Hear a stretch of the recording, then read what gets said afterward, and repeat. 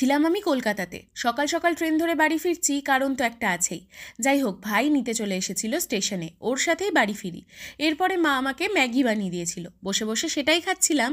আর অন্যদিকে মা আর জেম্মা মিলে রসুন ছাড়াচ্ছিল, কারণ সেদিন ছিল আমাদের ফ্যামিলি পিকনিক। সন্ধ্যের মধ্যে ছাদে সব কিছু একসাথে গুছিয়ে নিয়ে যাওয়া হয়েছিল।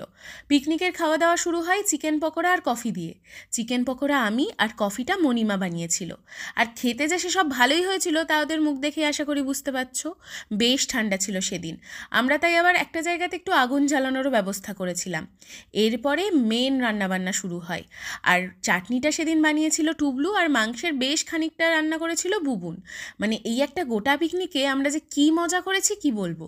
আমি তো নেচেইছি, তবে এবার মা, কাকিমুনি, মণিমা, জেমা কেউ বাদ যায়নি। শুধু কি নাচ, গানও ছিল।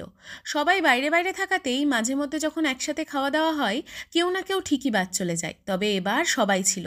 পিকনিক চলছে, তাতে একটু খেলাধুলা হবে না কি করে হয়। মিউজিক্যাল বল ছিল খেলায়। এবার আসি খাওয়া দাওয়ার পর্বে। ঠাকুমা তো মাংস খায় না, তাই ঠাকুমার জন্য ছিল ডিমের ঝোল, ভাত, চাটনি আর মিষ্টি। আমরা ঠিক করি আমরা পরে খাবো, আগে মায়েদের খেতে বসিয়ে দিই। আর শেষে আমরা ভাই বোনরা মিলে জমিয়ে খাওয়া দাওয়া করি। সেদিনের এই পিকনিকের পরে একটা কথাই বলবো, আমরা মাঝে মাঝে ভাবি না, বড়দের সাথে তো অতটা হয়তো মজা হবে না। এটা যে আমরা কতটা ভুল ভাবি, সেদিনের পরে এটা আমি আবারও বুঝতে পারলাম।